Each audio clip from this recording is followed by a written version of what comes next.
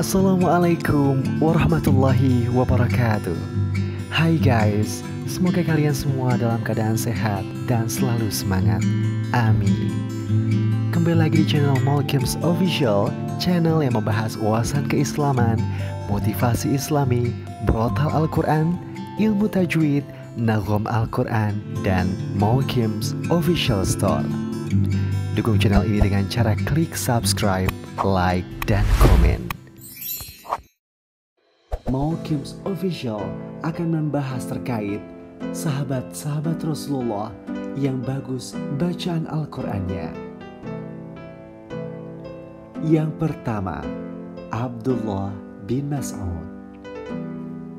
Abdullah bin Mas'ud yang bernama lengkap Abdullah bin Mas'ud bin Ghafil bin Habib Al-Huzali. Sahabat Rasulullah yang satu ini memiliki postur tubuh yang kurus, pendek, dan berkulit sawo matang. Beliau terkenal sebagai pribadi yang lembut, cerdas, rapi dalam berpakaian, dan tubuhnya wangi. Selain itu, yang perlu kita ketahui adalah bahwa beliau adalah pengumandang Al-Quran pertama dengan suara yang amat merdu. Beliau pernah berkata, "Aku belajar Al-Quran kepada Nabi 70 surat langsung dan tidak ada ayat yang turun kecuali aku tahu di mana ia turun." Orang pertama yang membacakan Al-Quran di Mekah setelah Rasulullah adalah Ibnu Mas'ud. Sejak lama Rasulullah menyukai bacaan Al-Quran dari lisan Ibnu Mas'ud. Sampai Rasulullah memanggil dan memintanya untuk membacakan Al-Quran. Ibnu Mas'ud membacakan surat An-Nisa ayat 41 sampai 42.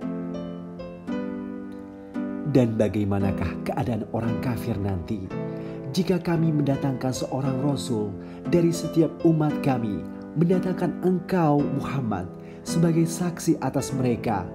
Pada hari itu orang kafir dan yang mendurhakai Rasulullah Muhammad berharap sekiranya mereka diratakan dengan tanah, dikubur atau hancur luluh menjadi tanah, padahal mereka tidak dapat menyembunyikan sesuatu kejadian apapun dari Allah. Surat An-Nisa ayat 41 sampai 42.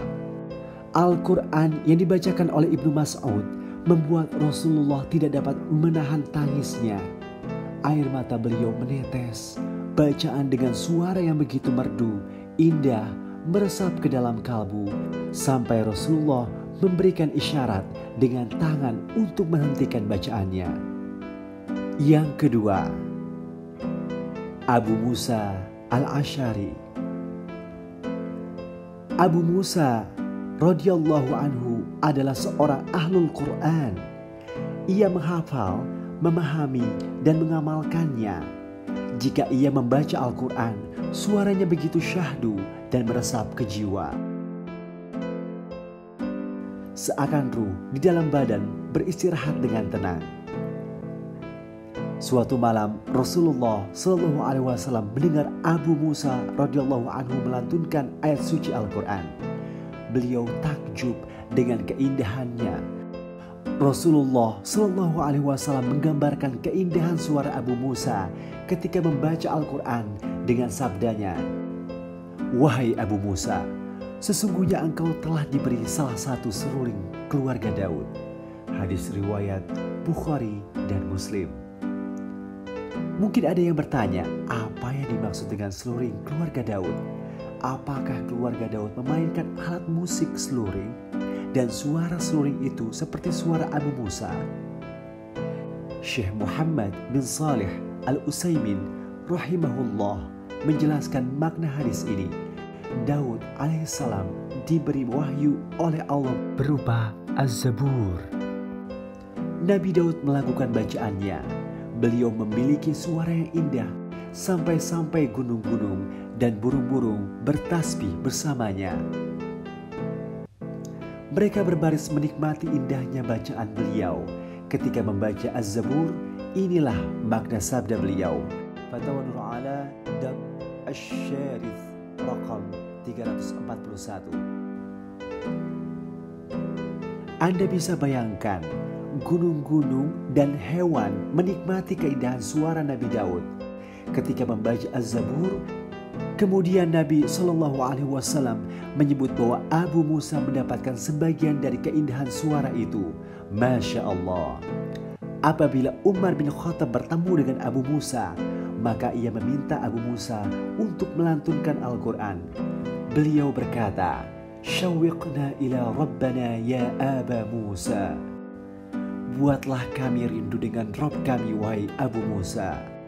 Rawdatul Muhibbin wa Nuzhatul Al-Mushtaqin, halaman 400. Inilah bacaan Al-Quran yang terbaik yang membuat seseorang bertambah rindu, cinta, dan takut kepada Allah Subhanahu wa Ta'ala.